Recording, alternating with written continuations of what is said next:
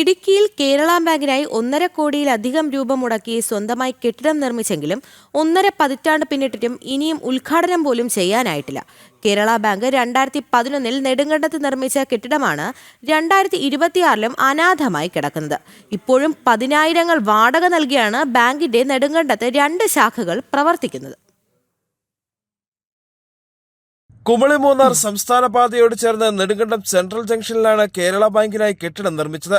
2011 60 ലക്ഷം രൂപ ചെലവിട്ടായിരുന്നു നിർമ്മാണ പ്രവർത്തനങ്ങൾ. എന്നാൽ ഉദ്ഘാടനം മാത്രം നടന്നില്ല.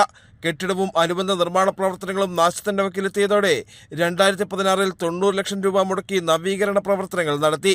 ആദ്യം നിർമ്മിച്ച കെട്ടിടത്തിന്റെ ഏറിയ ഭാഗവും പൊളിച്ചു നീക്കി മുകളിലത്തെ നിലയിൽ ഓഡിറ്റോറിയം ഉൾപ്പെടെയായിരുന്നു രണ്ടാം ഘട്ട നിർമ്മാണ പ്രവർത്തനങ്ങൾ.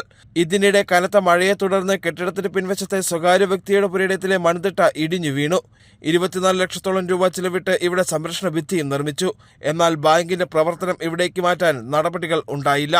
2010-11 കാലഘട്ടത്തിൽ ഇടുക്കി ജില്ലാ സഹകരണ ബാങ്ക് ഉണ്ടായിരുന്ന സമയത്ത് നിർമ്മിച്ച ഈ നെടുങ്കണ്ടത്ത് ജില്ലാ സഹകരണ ബാങ്കിന്റെ കെട്ടിടമാണ് ഇവിടെ അനാഥമായി കിടക്കുന്നത്.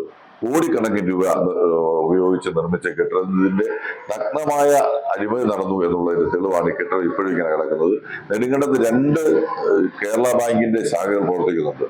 ഈ കെട്ടിടത്തിലേക്ക് ആ ശാഖകൾ മാറ്റി പ്രവർത്തിക്കുന്നതിനുള്ള എന്ത് തടസ്സമാണ് എന്ന് കേരള ബാങ്ക് ജനങ്ങളെ ബോധ്യപ്പെടുത്തണം.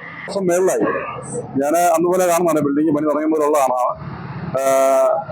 ഈ ബിൽഡിംഗ് 2-3 ഘട്ടമായിട്ട് ഇത്രയും ആക്കി കിട്ടു. ഏകദേശം എനിക്ക് തോന്നുന്നത് 2 കോടിയോളം രൂപ മുടക്കിയെന്നാണ് അറിയപ്പെടുന്നത്. ഇത് പലതവണ ഉദ്ഘാടനം നടക്കും എന്ന് പറയുന്നല്ലാതെ ഇന്ന് വരെയായിട്ടും നമ്മുടെ നാടിനും ഈ ജനങ്ങൾക്കും പ്രദാനം ചെയ്യാതെ ഇരിക്കുന്ന സാഹചര്യമാണ്. പ്രത്യേകിച്ച് 2 ബ്രാഞ്ചുകളാണ് കേരള ബാങ്കിനുള്ളത്.